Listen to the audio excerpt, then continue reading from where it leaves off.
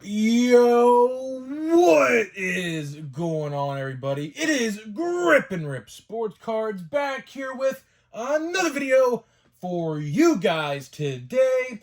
And in this video, we're going to be talking about retail sports cards and something pretty interesting I found out today about retail sports cards. Kind of already had a feeling this was true anyways.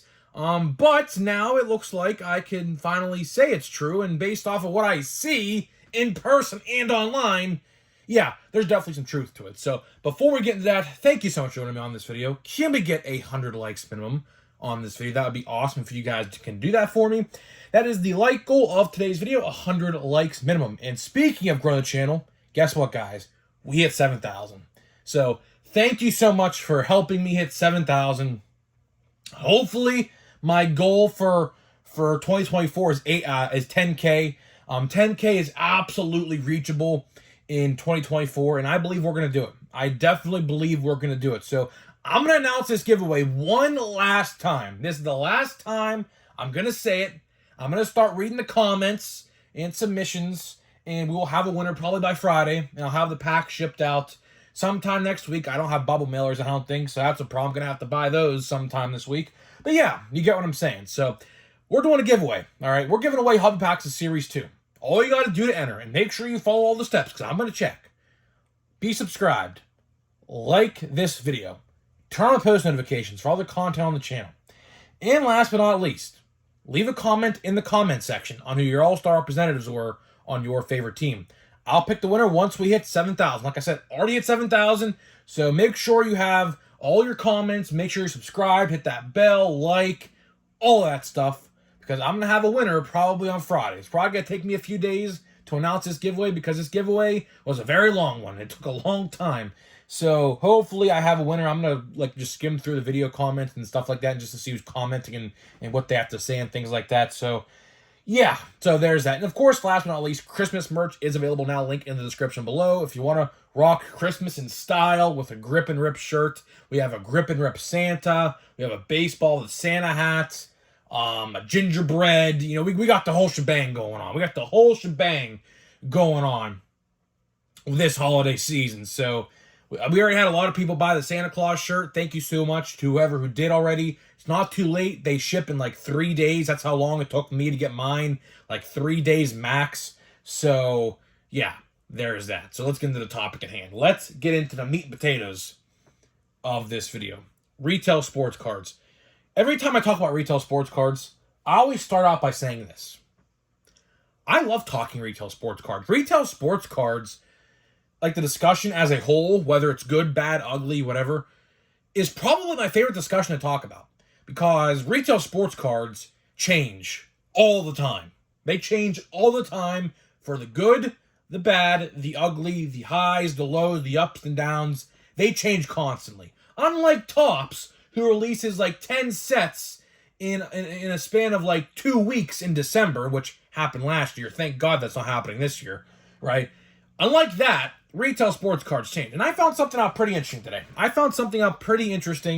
And I didn't really know about this, but I mean, it rings true. It is true. I mean, this works in anything, which we'll give some examples on how this works in other areas of marketing and retail as well. So, obviously, you know, Platinum Chrome, or I shouldn't say Platinum Chrome, but Chrome update is out, and against my better judgment, I was like, you know what? Let's try to find a blaster box. I'm curious. Here's the thing. I see people saying they're crap. At the same time, I'm seeing people post, I opened 4 blasters, here are my hits, showing all these different parallels and autographs. I'm like, all right, well, which one is it? I'm still leaning on the fence that they're terrible. You know, I've seen so much bad associated with the blaster boxes, but at the same time, I also seen some good, which definitely doesn't outweigh the bad yet. But there's definitely been a lot of bad and some good. So I was tempted to give it a try. You know, I was like, you know what? All right, let's try it. Let's give it a try. Let's see if we could get something good and whatever, right? So I go to Target, right? And I find the vendor. This is where it gets good. I find the vendor. And I really didn't want to wait all day there sitting there because he was like just getting started, like restocking the shelves and whatever. And I was like, I asked him, I was like, do you have any Chrome update you're gonna put out? And he goes, no. And I was like, oh, well, do you know why that is? And this is what's shocking, which I already knew this was the case, but now at least I had someone tell it to me straight to my face. That's what I know. It is what it is. He said, until some of the old stuff sells, some of the new stuff can't get put on shelves until some of the old stuff moves. And that right there is probably the biggest problem in retail sports cards right now. It's sad. It is, because just a few short years ago, these sets were flying off the shelf. But scalpers happened. Overpricing happened. Topps saw people would buy these blaster boxes for $30 and $40 on eBay during 2020 and that whole card boom. Topps and Fanatics said to themselves, well, if they're buying that off eBay, why aren't we making that extra money? Do you know how much money Topps was probably thinking to themselves? How much money are we losing right now keeping these at $20 a box? Because keep in mind, all the way until Series 1 of 2022, this blue box, the Ohtani blue box, which the set is absolutely pointless now because of that player, obviously, but not even going to play in MLB ever again, probably, right? They were $20 up until February of 2022. So we're going to be going on almost 2 years now in February, this upcoming February, of overpriced blaster boxes. And I firmly do believe that is a huge reason as to why these products don't move. I firmly do believe that is why these products don't move. And it's sad. And I can attest to this. Like I said, we're going to use some examples in the real world of how this rings true to other products, which I guess I'll talk about now in case you guys don't really understand what this means. We'll use WWE action figures for the example because I am a WWE action figure collector. I'm a toy collector. A lot of you guys probably didn't know that about me, but yes, I collect toys. Proof. Here's proof. Here's a Moon Knight action figure right here on my shelf, right next to me. I'll put it back on the shelf. Hopefully I don't knock down anything else. Perfect. There he goes. So I know a thing or two about how that works, right? And what happens is, let's say we call them shelf warmers in toys, right? That is when a product doesn't move. It warms the shelf like a bench warmer would in baseball, and no one's buying it, right? And let's say those shelf warmers are taking up so much retail shelf space that the new product cannot move until the old product moves away, gets clearanced out, liquidated, whatever. But here's the problem with retail sports cards. The difference between retail sports cards and toys, for example, is toys can easily get clearanced and people will buy them. Let's ask yourselves this question right now. Do baseball cards, other than like one time a year, ever get clearanced? The answer to that question is no. Baseball cards never, ever, ever get clearanced, except maybe once or twice a year, if that, and that is it. Toys, on the other hand, or anything else like clothes, whatever, they get clearanced pretty regularly. Pretty regularly, at least once every 4 or 5 weeks. I go to Target all the time to see stuff clearanced like 50%. Like, for example, I just went to Target this past weekend. There was stuff on clearance, like they were putting new stuff on clearance this past weekend. So it's all the time they put stuff on clearance for that kind of stuff. Cards, not so much. Why? I'm not sure. I wish they would put some sets on clearance, or better yet, Topps, maybe lower the price. How about that? Which I don't even want to bring that even into discussion, because I'll tell you right now how it is. If you think we're ever going back to $20 blaster boxes, you're funny. I mean, I hate to be the bearer of bad news when it comes to that, but to anybody out there who is thinking to themselves, well, maybe I'll get a Chrome blaster box one day for $20, which they're $35 right now, but let's not talk about that. We're never going to go back to that, which is sad. I wish that would be the case, because I firmly do believe a lot of these sets would probably sell a lot better. Like I always say, the 3-Os, the killer 3-Os, overproduction, oversaturation, and overpriced. Tell me when I'm telling lies. Those 3-Os always determine how good or how bad a set will sell. For example, we'll use 2023 Topps Chrome, for example. All right. Sure, $35 plus tax for a blaster box, which you're looking at almost probably $40, 38 some odd change. That's pricey, right? $35 for a Chrome blaster box is insane. We all know that. But with the buyback promotion in effect, those boxes sell tremendously because if you pull a base, that's $20 in buyback value. So you're getting basically about 2/3, maybe a little over 2/3 of that box value back from Topps just by trading in that trading card for something else at your hobby store that you could do right now, which I recommend you wait till draft. Some people use it for Chrome Update. You could do that too. Fine. That's fine and dandy. I recommend you do it for draft, but that's just me. That's my honest opinion on that. But either way, you get what I'm saying here, right? Let's look at what's a good set we could look at. Perfect. I know one. Update 2023. A set that I still, to this day, haven't bought a single box of. Now, I bought a box for my cousin, my little cousin who was getting into baseball cards. She's just starting out into baseball card collecting, so we got her the new stuff to try to familiarize herself with the baseball product, right? That's the only time I ever bought a box.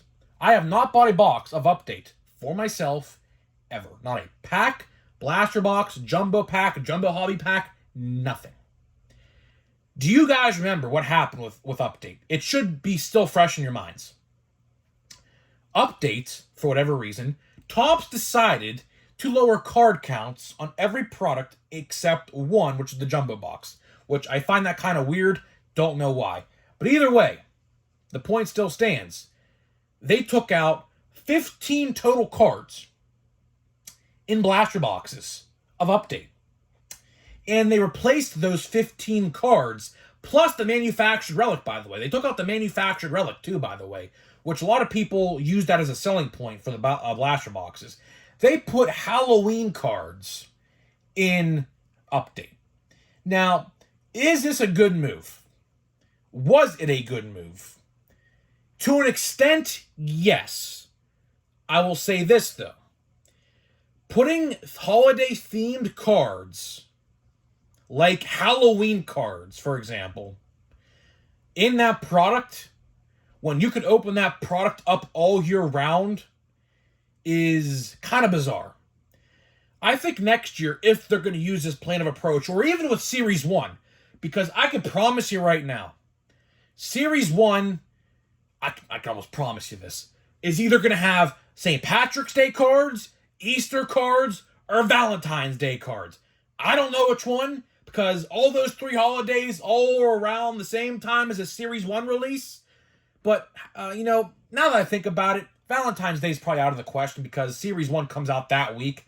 I'm going to go with St. Patrick's Day. I'm going to go with St. Patrick's Day or Easter. Either or. They better not do that. Because, honestly, themed holiday cards are cool, just not in flagship products like we see with Series 1, 2, and Update. I appreciate them trying to give us something to chase and hunt for. I do. It's a selling point. A selling point is always good, typically, right? But when you're going to put Halloween, pumpkins, witches, and ghosts and ghouls on a card, it's not the worst thing in the world, but at the same time, it's kind of weird. So Topps, if you're listening, I know you watch some of my stuff. Take this suggestion. Please consider it. If you're going to do that with Series 1, do not make it holiday themed, please. Make it like a shimmer, like a red shimmer or something. Some exclusive non-numbered parallel that you can come up with. I don't care what it is. I just don't want to see pumpkins on my cards in February. Or leprechauns or shamrocks or Easter eggs, Easter bunnies, chicks, whatever. I don't care what. I don't want to see that stuff. Save that stuff for holiday, as we see, which has a dedicated set. So I don't know what Topps is trying to do with that. That's a little side rant there. I don't know exactly. Maybe Topps. How about this? Let's think about this for a second. Let's think about this. Is Topps trying to test the market for a Halloween-type set next year? How about that? Have we thought about that? Or are they testing the market for an Easter-themed like gift box set for Easter? Who's to say they're not trying to do that? That's another good point, because they did that for a reason. They didn't do that just to do that. They did that for a reason, to test the market, to see the water and how the water moved in the market with those parallels, which some were numbered, I believe. Some were more rare than others. But either way, the point still stands. Let's circle back here to retail sports cards, though, to really wrap this video up here. Retail sports cards are in a weird spot, right? And I see it in my stores, and I'm sure a lot of you guys see it in your stores as well. When retail sports cards don't move, and I know a lot of people even comment how they see the same thing I do, pretty much. A lot of the new stuff, like we see, is not going to come in stock because the old stuff don't move. And the problem with that is Topps don't clearance stuff. Topps doesn't clearance product, or whoever the vending companies are. It might be up to the vending companies who put the stuff on clearance. I'm not entirely sure. I think it is, but either way, they don't put it on clearance. Like Target, I can't tell you the last time I saw clearanced cards at Target. It has been a long time. And when I mean long time, I'm talking like 2020 or back-esque. It's been a long time. Walmart, on the other hand, Walmart clearances their stuff about once a year. About maybe in August every year, they put stuff on clearance. It's $17 a blaster box, which was usually the price back in the day just a couple years ago. Just keep that in mind, you. But either way, we're not going to talk about that. But it's just sad, man. I don't know. There has to be a change. I mean, we have to make retail sports cards great again. We have to. We absolutely have to. How do we get there? Honestly, just don't buy the product. I have been saying this, and it rings true every single time I say it. It's disturbing, actually. Why go out there? We'll use this for Crumb Update. Perfect example. Why go out there and buy 4 blaster boxes, which would equate pretty much to a hobby box price? Why go out there and buy 4 blaster boxes? Do you think in 4 blaster boxes you're going to get an autograph out of those 4 blaster boxes? 9 out of 10 chances you're not going to, right? And same thing we could say for Allen Ginter, Stadium Club, anything that has an autograph associated with it. Why go out there and buy hundreds of dollars of product and kind of waste your money? Because honestly, retail is kind of becoming like a waste of money. I gladly am off this addiction. I will tell you right now, I had an absolutely huge addiction back in the day, just a couple years ago. I bought a lot of retail stuff. I did. I don't know why. I'm kind of dumb for it. I do not know why. At the end of the day, I do regret it, because guess what? I didn't get diddly squat out of pretty much anything when it came to retail sports cards. Now, sets like Holiday are a different example. Holiday, of course, is basically a Walmart exclusive set. Now, you can get it on Topps in the app. But either way, I mean, that set is a whole different scenario. That set is literally made for retail. But if you're going to go out there and buy hundreds of dollars of retail update, or hundreds of dollars of Crumb Update retail, or even better yet, Plain Jane Heritage High number next month, when that'll hit stores the week of Christmas in retail, don't go do that. Save yourself some money. Go buy a pack of draft for $40. You have a 1 in 4 chance to get an autograph out of a pack of draft, I'll tell you that. If you buy 1 pack out of a jumbo box, if you buy, that's what I would do. That's what I would do. That's what I am going to do. So yeah.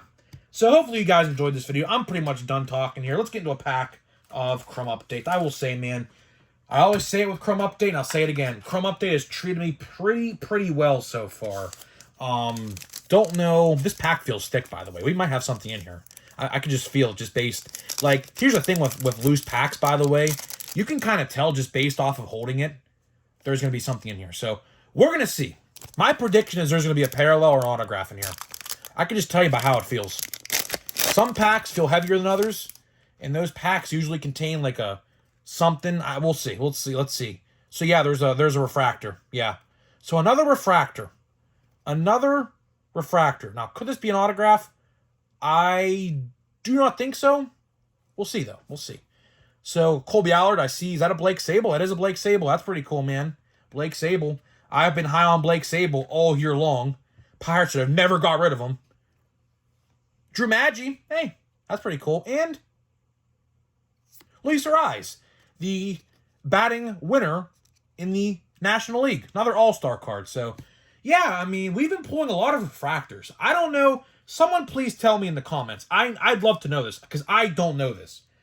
Do you get a refractor in every single pack of Chrome Update? Like, seriously, I think you do.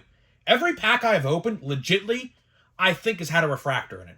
I'm pretty sure. I could be wrong, but it feels like that way. I don't know. Either way, I'm not going to complain.